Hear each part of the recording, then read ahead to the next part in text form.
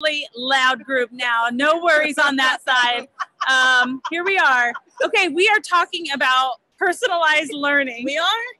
Yeah. With student voice. And I'm going to just briefly ask you guys to share one story about personalized learning that's connected to student voice and how that has transformed your teaching. Okay, so mine's about Braden. A couple years ago, he was in my classroom, and I had just started kind of flipping my classroom, and he had asked if he could share how he show how to simplify fractions using Minecraft. And I was like, yeah, I mean, that sounds cool. Yeah. And so he did, and he was able to show me exactly what I would have asked in the worksheet.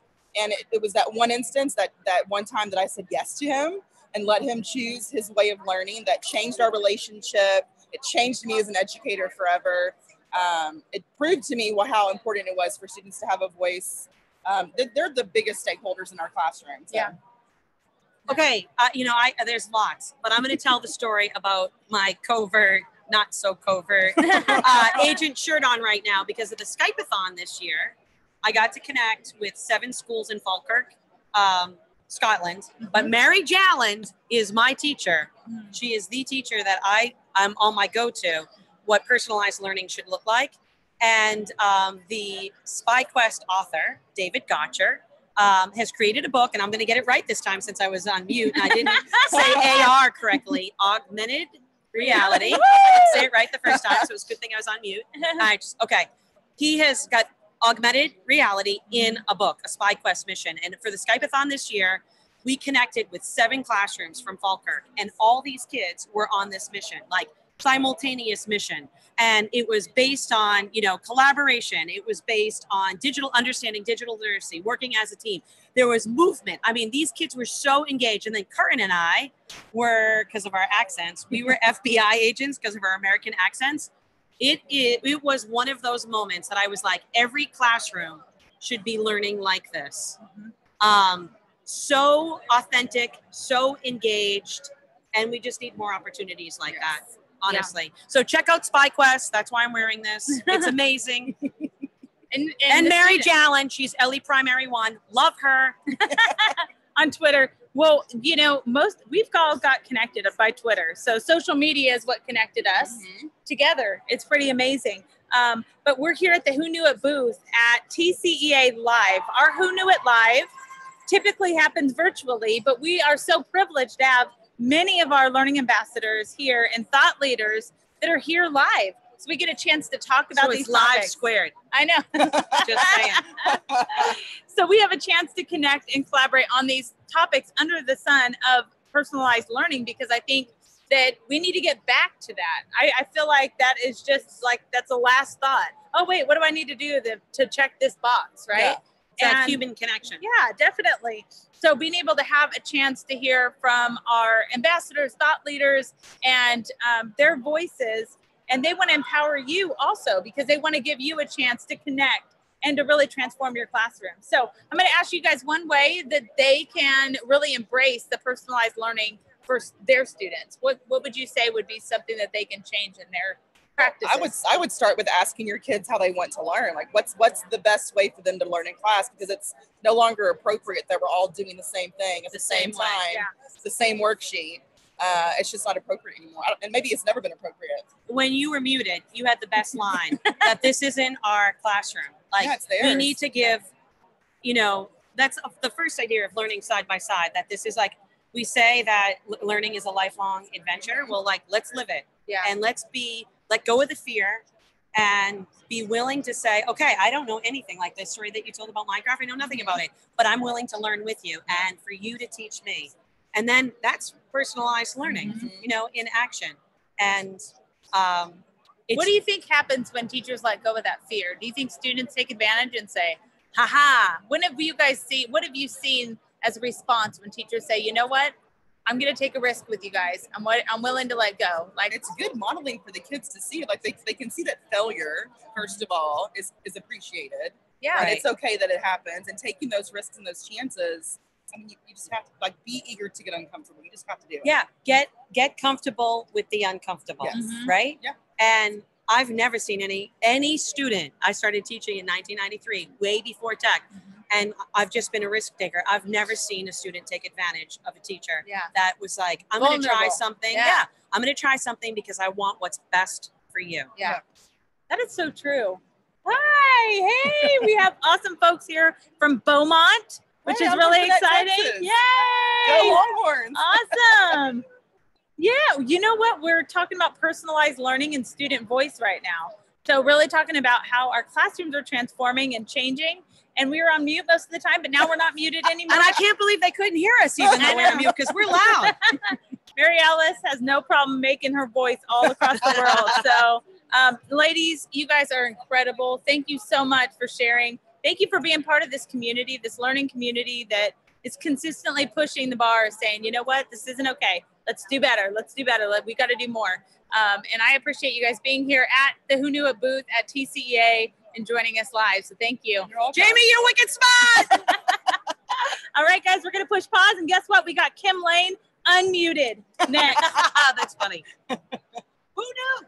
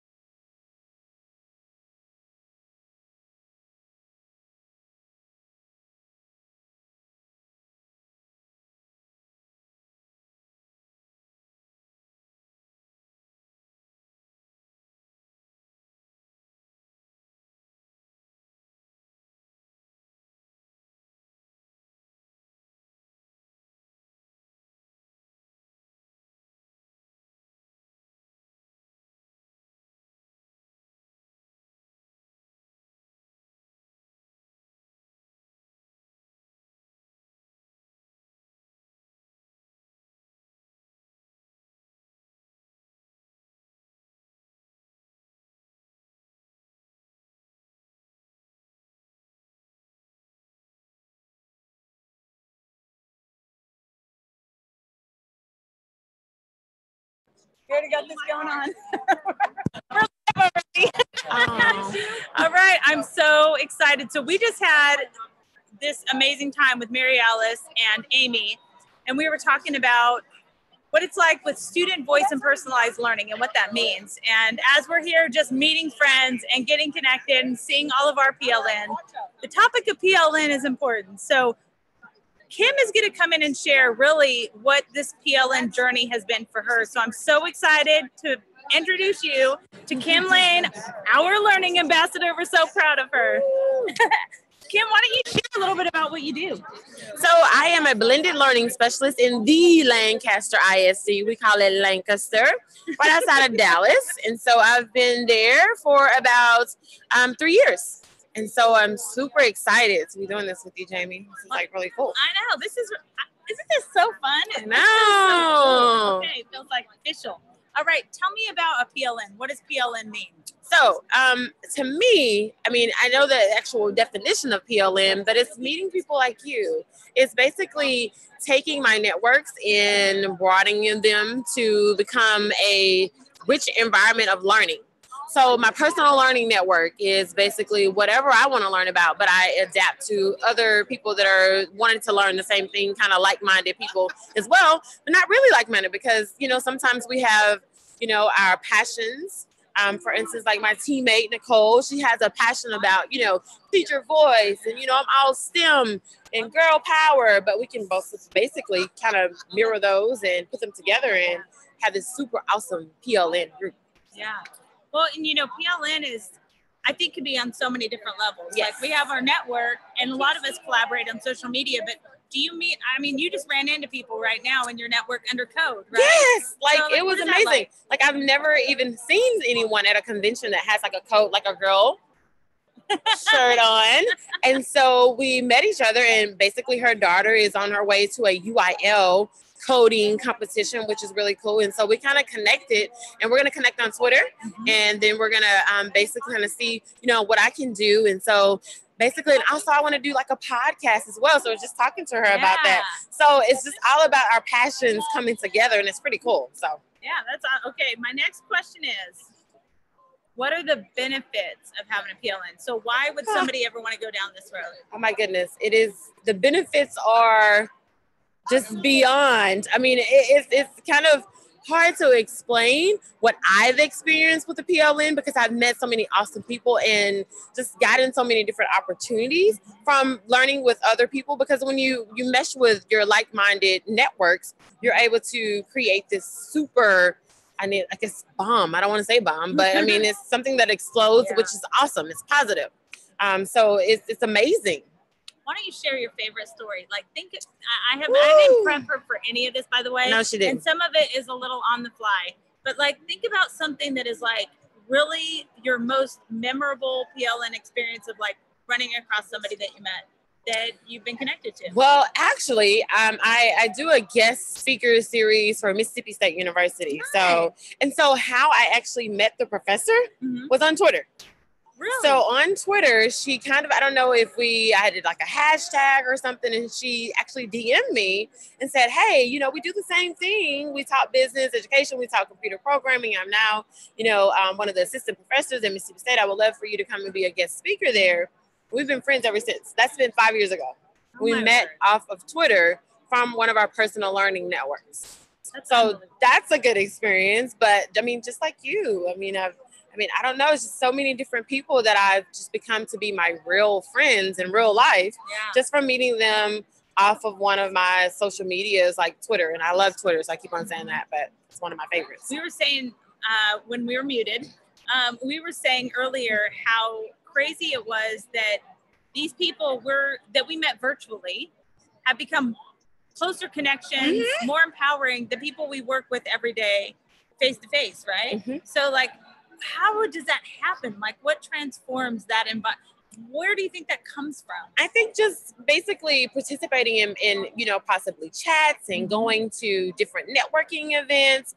And you tend to meet people, or if you know someone that knows someone. It's kind of ironic that Nicole and I met each other when we were in the same district, but I heard of her through one of my PLNs, and I was like, hey, the super girl is in you know, in your district. I was like, I haven't met her before. And then when I met her, it was like amazing. So I mean, it was just those particular things that when you're able to connect in whatever setting you're in.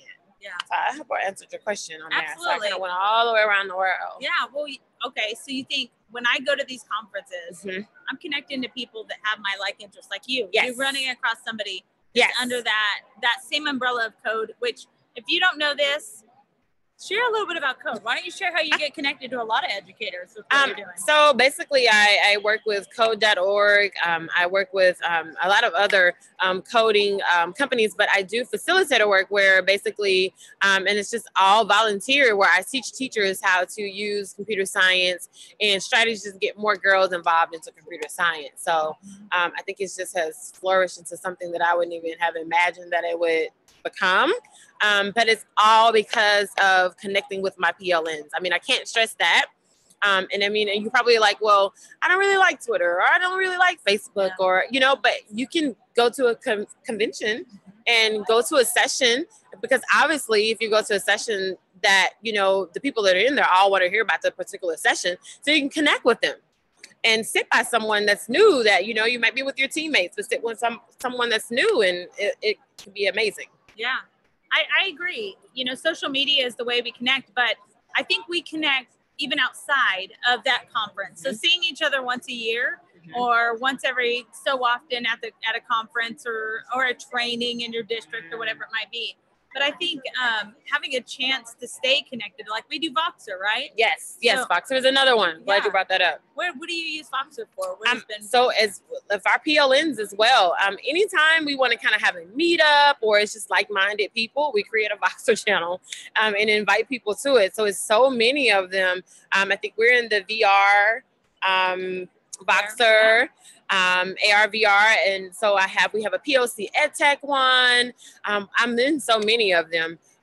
It's kind of, I can't even hardly name all of them, but if you want to create one, that's a passion of yours, and hey, start inviting people to it. I mean, it doesn't take 5 or 10 people, you know, to create something explosive. It can be 2 people and just start sharing the word. Yeah. Well, and it's so hard to begin anything on your own. Yeah. So I do love that Hoonuit has a practical way. I created a module on getting globally connected.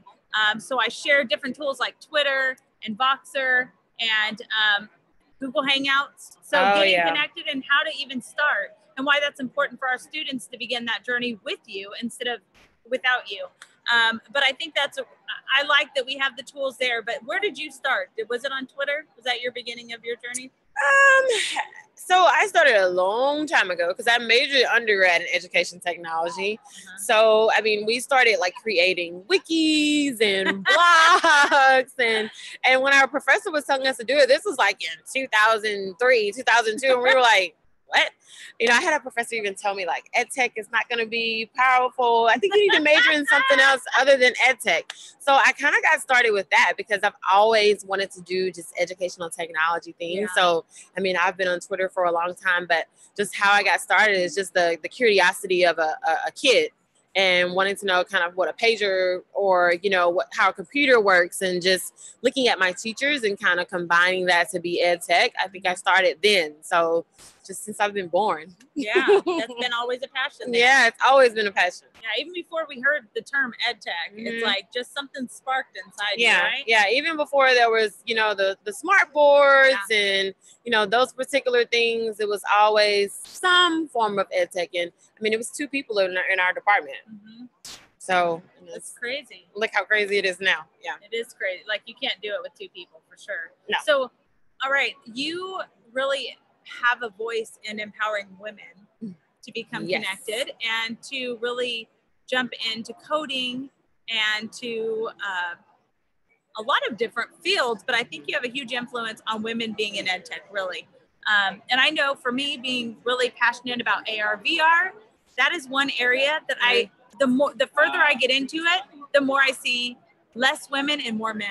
It just seems to be like the women start dropping off and the men start like growing. Like all these men are really into AR, VR, and our women start feeling like inferior to do it. I mean, what do you think when we talk about personalized learning? Is that a male or female type thing? If that's what you're passionate about, why do you think that's happening? Well, I mean, it has basically started, I think, since the day of age where we've kind of talked about like humans. It's always been where women are inferior to men. And so basically we as women have always been kind of the leaders in tech fields and anything you can think of, but it's kind of gone down since kind of like the .com boom happened. You remember kind of like the Revenge of the Nerds and things like this. So it kind of went down, and I think it's because of the lack of role models. And when we go and try to get a job and we see an all male, interview committee or an all male field, we kind of get, we kind of hesitate and say, I don't think that's a field for me, because we don't see anyone else that's like us. So the women empowerment is just how we see on the news now is time's up. It really is. And it should have been, but we've waited until 2018 to begin that. But it needs to be where it's a inclusive environment. We don't just think about it. Men think differently from us. We think differently from them. So if we have an all male component into any type of environment or company, just think about what we have. That's why a lot of the games now are geared towards guys. Yeah. A lot of the, just think about, some of the companies that you probably wouldn't even have think of that are engineers and maybe makeup and things like that. There are no women involved in it. Why? Why is that? And I think it's a lot of times that we feel inferior and we're afraid to kind of get out and, be the only person that's there and kind of speak up, but time's up. So we got to do it now. Now is the time to do it. It's the year of the woman. Did you know that? I did. Yeah. Well, last year was year of VR. So that was pretty cool. But you know what? I want to say, Kim, I think I've never seen it so obviously until now. And being, really passionate about AR, VR, I feel like somebody's going to look at somebody else and say, but you know how to do this, you know how to do this. And it's like your passion doesn't feel qualified, right? Mm-hmm. But I think when we're talking about personalized learning, we have students, boys, girls, variety of ethnicities, we have variety of cultures and differences. And the way that we're embracing this as a learning experience that is customized for them, that's what our classroom should look like, right? Yes. Like what needs to change. But we as educators need to reflect on our own biases. Yeah. I always say that, but just think about when we were in the classroom and we say all boys on one side, all girls on another side. Oh, that's so true. I did. Think about that. Think about what you do with that. Think about how you separate them. What about not pairing them up? And I know sometimes when you get to middle school and high school, their hormones are raging, but that's the time to begin pushing that you can actually work together. It's not a problem. I think because we all learn differently, we can all work together. But the personalized learning piece of it is that you reflect on what you're passionate about. And that's what you have to get your kids to understand as well. It's okay if you're a boy and you want to learn how to be an engineer and create Barbie dolls. Yeah. So what? It doesn't matter. But I think as adults, we are the forerunner in basically creating what our girls and boys think of and what they tend to veer towards. Mm-hmm. Well, I was going to ask you about your PLN success story. So something that's happened that has been a success for you. And I think about... if you don't know Kim, you probably just don't realize you don't know Kim. She's all over magazines. She's on interviews galore. She's on videos. People love her because she's speaking up about topics that don't get enough recognition, really. And her passion for,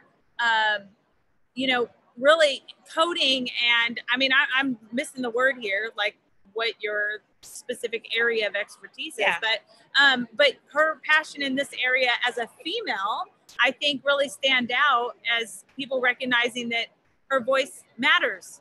And so if you don't know Kim and you want to get connected to Kim on Twitter, I know she's also on, are you on Facebook on a personal? Yes, or? on an actual Ask a Techno Girl. Okay. So I'm on there. I'm on every kind of platform if you think of it's Ask a Techno Girl. So well, spell that out just so they know. It looks like a skate girl. Somebody told me that, but it's Ask a Techno Girl. So Ask a Techno Girl. And it actually started when I was in Mississippi teaching, and people would always call me the tech girl, and they were like, "Oh, go ask that techno girl over there." I was like, I could use this like forever. So Ask a Techno Girl. I like that. So that's what people just start calling me. So, but it's Ask. It's literally like Ask. ASKATECHNO Girl. Yeah. Mm-hmm. What is your future endeavor, considering where you have grown, think about where you are right now, where you've come from prior to PLN, right? Think about like what life was like. Where do you foresee your future going, considering those connections that you've been able to make? Goodness. I still want to be in this particular area, but in the more depth of adult learning, adult teaching, teaching adults about their voice. Because I just saw a post on one of my friend girls. She was like, hey, you know, this is a cool strategy in the classroom. You know, you can really do this. I'm using Toy Story as a hook. And I said, you should start sharing that at other conferences. Start sharing what your strategies are. So just getting, you know, adults out there, because everybody has a passion. Everybody has a talent that they can share so other people can learn. It's a room for everyone. It's success for everyone. So that's what I want to continue on doing and just amplify it. And that, you know, diversity as well. Diversity is the key to any successful, wherever you are, it needs to be diverse. Yeah. If you were to tell me 3 to 5 of your top PLN folks that have impacted your life that you talk to regularly, who would that be? Oh my goodness. Besides me, I mean, I know. Jamie. I know. We can just mark that off the list. 3 to 5 other people. Franz Davis has been such a magnificent mentor to me. And I know everybody knows we're friends. I always joke with her like, oh my God, we're friends. You're so famous. But she's been really impactful to me. Oh my goodness. I think my teammate Nicole too. I don't always say her name, but like she's been extremely impactful to me. I don't know the third person because it's so many. I know, there's so many people. Like, who do you connect with most often? My teammates and we're friends. But man, top 2. We'll go with that. I mean, the top 2, but you too. And just not the PLC EdTech, just my EdTech family, period. There's just about probably like 10 or 12 of us that we connect on a regular basis. Also, oh my goodness. So I just embarked on this awesome Our Voice Academy. Ooh. So it was through EdTech teams. Yeah. And so we're learning how to amplify our voice in a diverse environment. And so those have been the go-to people recently. I just connected with them, I think in December, and they're from all over the world. And so it's 20 of us. And so that's been my go-to recently. Yeah. And it's called Our Voice Academy. Oh my goodness. It's amazing. And they just teach you about, you know, presentation skills and just how to amplify your voice. Because some people are scared to do that. That's right. I'm still scared. Really? Yeah, I get nervous and I start like choking. I actually just had to share something out of the digital square and I was like, don't make eye contact with anybody. I still get nervous. I mean, I think it's a natural thing, you know, to get past that and how to get, you know, how to communicate effectively and how to make sure that you're connecting to a PLN that's going to be beneficial for them and for yourself. And what are you doing here at TCEA? What have you been able to, besides presenting a, why don't you tell us about your presentation? So I just did one, Girl Power Connecting to Empower. It was amazing. I actually had 6 guys in there. I had them stand up and it was a diverse crowd, but it was 6 guys in there and say, hey, you know, we have I have a robotics club and I want to learn how to basically engage more girls. I was like, what? That is amazing. Yeah, that was pretty cool. I mean, that was like amazing. They were like, don't, you know, I was like, stand up. This is really cool. It was early in the morning. So it was 8:30 in the morning and they were there. So I had that particular session. And I also talked about how to connect with industry professionals using NetPriz. And so then I have another one for TED Ed. And so I'm a huge TED Talk student voice advocate times 10.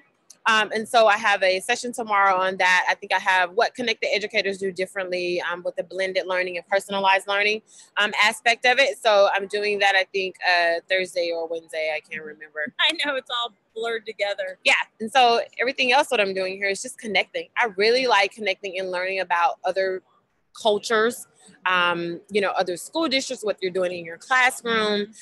We had kind of like a ed camp style in our session. And I learned about this cool podcast that these girls have, All Girls Considered. It's like freaking cool. Oh my God. It's Leandria ISG. I was like, oh my goodness, I have to meet these girls. Wow. Yeah, they have a podcast. The girls came? No, their actual sponsor came.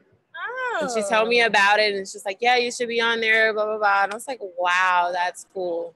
So just things like that I can take back to my district. Because of course I'm here to learn exciting things about my district and take it back, you know, because we're all STEM district, but it's always good because technology changes every day. Yeah. So it's so innovative. And so you have to keep on and be abreast of things. So, you know, taking it back to my district and rocking our school district because, you know, we're awesome. Do you have any projects that you're doing outside that you're working on that you can give us a little inside tip?